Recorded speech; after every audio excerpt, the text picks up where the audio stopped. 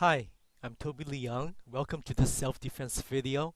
I'm going to demonstrate and explain how I personally counter takedown attempts. If you're a beginner, please do me a favor and be sure you're familiar with double leg and single leg takedowns demonstrated in a prior video.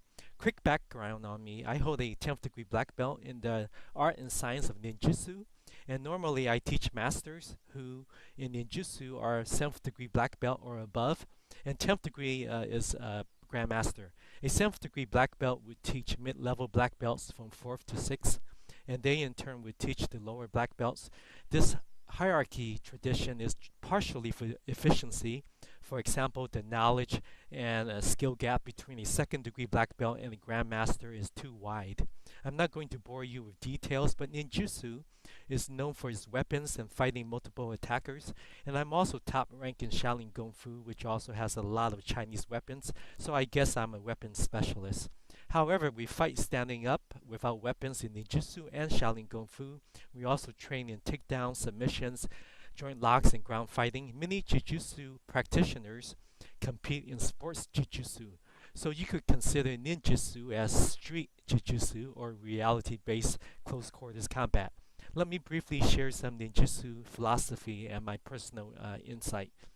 Whenever someone attacks you, whether with strikes such as a punch or kick or a takedown attempt, if you don't finish the fight immediately with your own counterattack, it's a waste of a golden opportunity. Defense in itself is not enough, and we need to start thinking about how to terminate the fight when attacked. In general, we like to take the attackers back, or at least optimize angles and lines of attack. I'll show you what I mean today with some examples of how I end a fight when someone tries to take me down. This is the first takedown attempt in normal speed.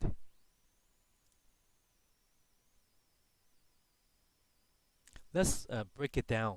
In ninjutsu, when someone attacks, you don't want to waste the opportunity to take the attacker's back because he can't see what you're doing.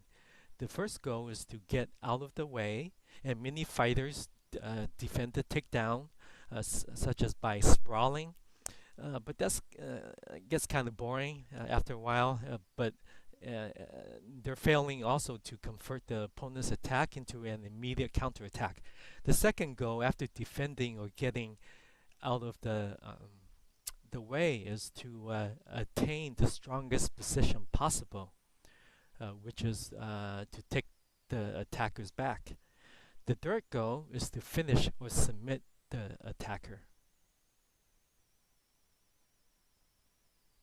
Here's his first shot. It looks like a single leg, but I'm no longer there, so he has to use his hand to keep his balance.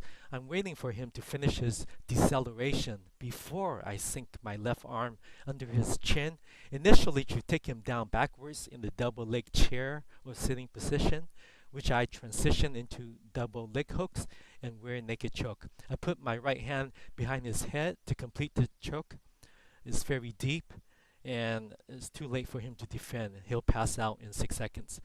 Think of it like a train track I'm stepping on.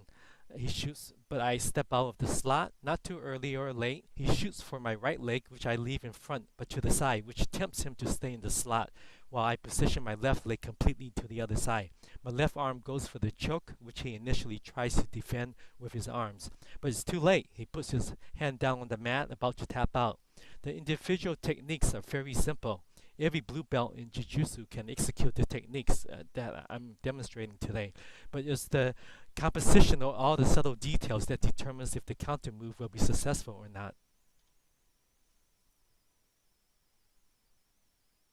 This is the second takedown attempt. First in normal motion, normal speed.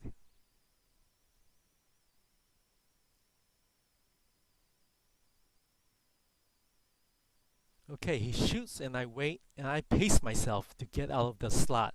I take his back and grab his neck for a longer lever arm. Notice my right leg steps back and drop to my knee, which is the basis for the takedown. I tap him and tell him that I'm not going to choke him because my arm is near his neck, but I choked Mario enough times that day. Instead, I roll him so I can mount and posture up for punches. and elbow strikes. Also, don't forget, submissions. I could go for either arm for bent arm locks or a straight arm bar by passing my left leg over his head and falling backwards.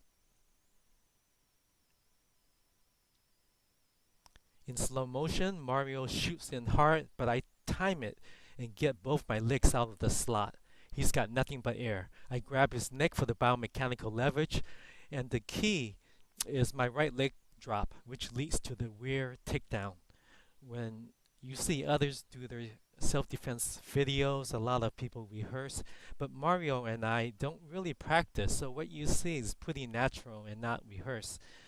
Many times Mario does not know what I'm going to do. For example, I asked Mario to take me down, or try to defend against my takedowns, or we'll clinch and see who wins the takedown battle.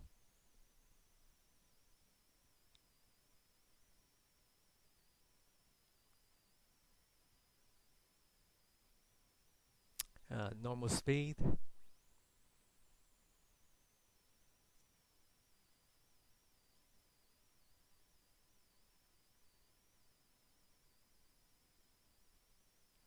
This is the third takedown attempt.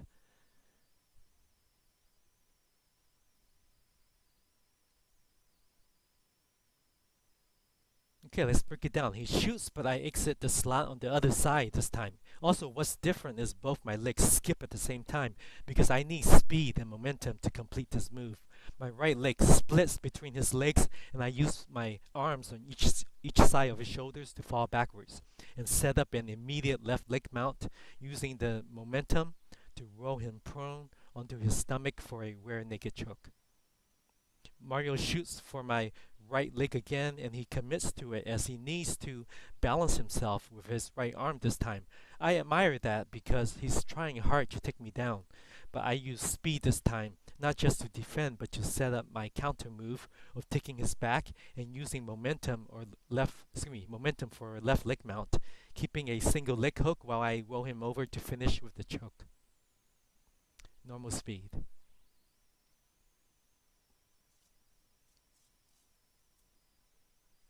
This is the fourth takedown attempt.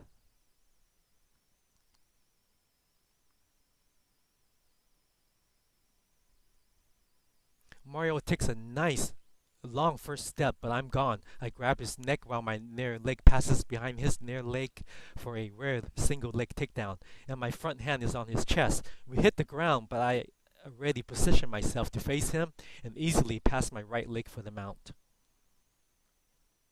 Once again, in slow motion, he shoots and I step off the tracks.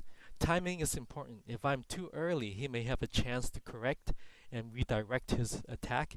If I'm too late, he may grab a hold of my right leg and accomplish the single leg takedown.